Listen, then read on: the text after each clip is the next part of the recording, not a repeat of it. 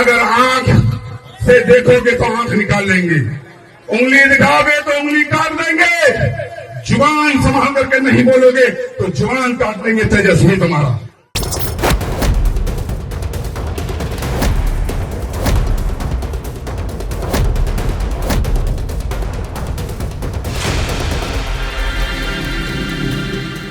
बिहार चुनावी मौसम में बयानबाजी का पारा लगातार चढ़ता जा रहा है।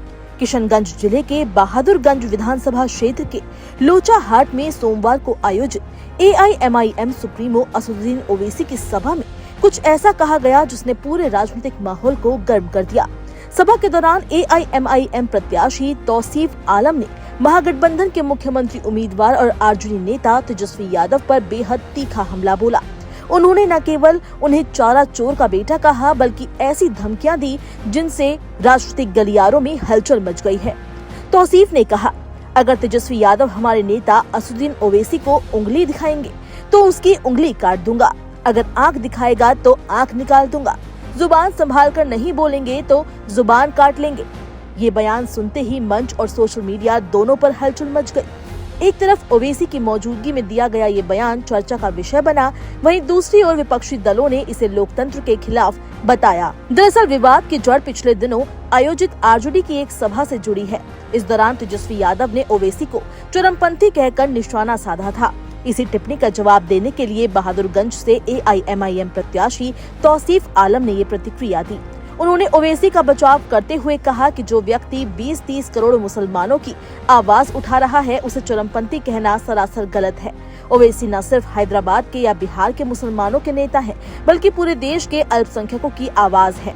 तौसीफ ने आगे कहा कि जो लोग ओवैसी को बदनाम करने की कोशिश कर रहे हैं वे डर गए हैं, क्योंकि अब मुसलमान अपने अधिकारों के लिए बोलने लगे हैं। इस बयान के बाद माहौल में गर्मी आना स्वाभाविक था। मंच पर मौजूद समर्थकों ने ताली बजाकर तौसीफ की बात का समर्थन किया, जबकि विपक्षी दलों ने इसे नफरत फैलाने वाली भाषा बताया। तौसीफ आलम ने अपने भाषण में लालू यादव के कार्यकाल का भी जिक्र किया और कहा कि बिहार को फिर से उस दौर में नहीं लौटने देना चाहिए जब कानून नाम की चीज नहीं थी। उन्होंने दावा किया कि एआईएमआईएम अब उन लोगों की आवाज बनेगी जिनकी तकलीफें वर्षों से अनसुनी रही है। गौरतलब है कि असदुद्दीन ओवैसी की पार्टी एआईएमआईएम इस बार बिहार में तीसरा मोर्चा बनाकर चुनावी मैदान में उतरी है। इस गठबंधन में चंद्रशेखर आजाद की आजाद समाज पार्टी एएसपी और स्वामी प्रसाद मौर्य की जनता पार्टी एजेपी भी शामिल है। तीसरे मोर्चे ने कुल 64 सीटों पर अपने उम्मीदवार उतारे हैं, जिसमें एआईएमआईएम 35, एएसपी 25 और एजेपी 4 सीटों पर चुनाव लड़ रही है। राजनीतिक पर्यवेक्षकों के मुताबिक ये गठबंधन मुस्लिम और दलित वोटों को जोड़ने की कोशिश कर रहा है, ताकि महागठबंधन और एनडीए दोनों के पारंपरिक समीकरणों को चुनौती दी जा सके।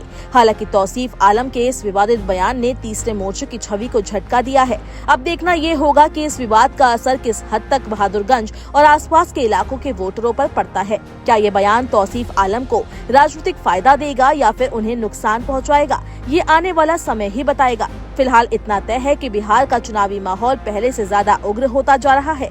जहां पहले नेता विकास और रोजगार की बातें करते थे, वहीं अब मंचों पर धमकियां और कटाक्ष गूंज रहे हैं और इस बार की राजनीति शब्दों के वार से कहीं ज्यादा जुबानों की तलवार पर चल रही है।